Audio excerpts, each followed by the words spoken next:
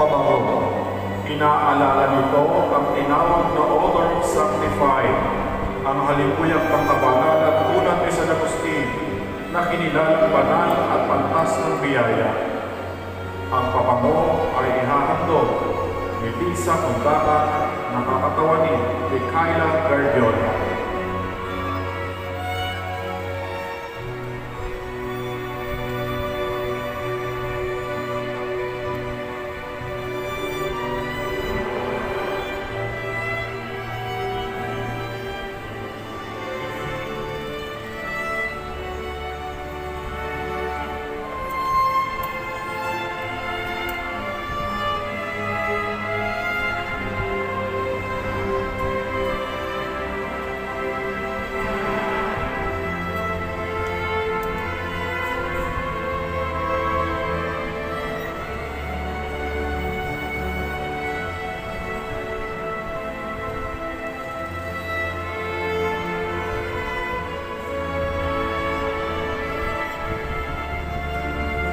Bakulo. Ang bakulo ay isang-isang na obispo ang maunang pastol ng dioceses, katulad ni Kristong Panguling Pastol. Sinasabi ang paggamit nito ay nagugat pa sa tungkol ni Moises na nabanggit sa aklat ng Exodo. Sinasabi rin ang paggamit nito ay buhatin sa tungkol ng mga pastol na ang lulubhang bahagi ay nakabalungtod upang madaling makapalungkit ng mga inaalagaan tayo gaya ng tupa.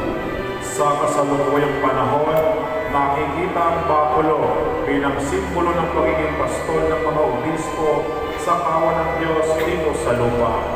Sila ay ating palagyan ipanalangin upang tulad ng mabuting pastol, tayo ay kanilang magabayan sa daan tungo sa Ama.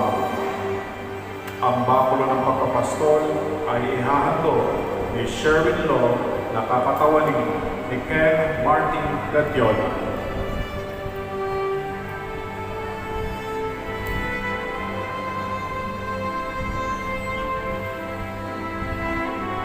Mitra.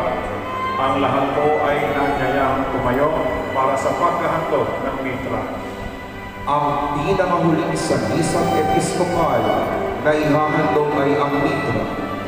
Gaya ng gintong koronang ipinuputong sa mga hari at reyna, ang mitra ay sinusuot sa ulo ng obispo bilang tanda ng kanyang otoridad sa lupon ng sambayanan ng Diyos na kanyang pinapastulan. Ito rin ay sinusuot bilang tanda ng otoridad ng obispo o ng kanyang otoridad na maging isang tagapagturo.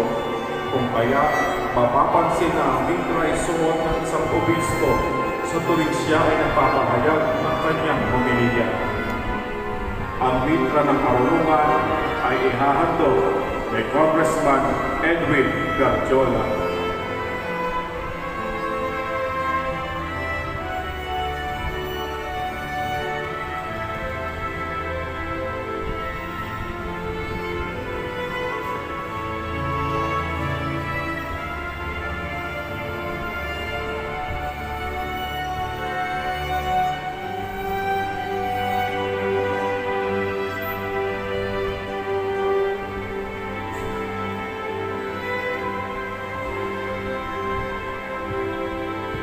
Palakpakan po natin ang ating patron San Agustin, obispo ng Hipona at pantas ng simbahan, minamahal na patron ng Bayang Baliwag. Viva San Agustin! Viva! Viva San Agustin de Baliwag! Viva! Viva San Agustin! Viva! Maaari na po magsiupo.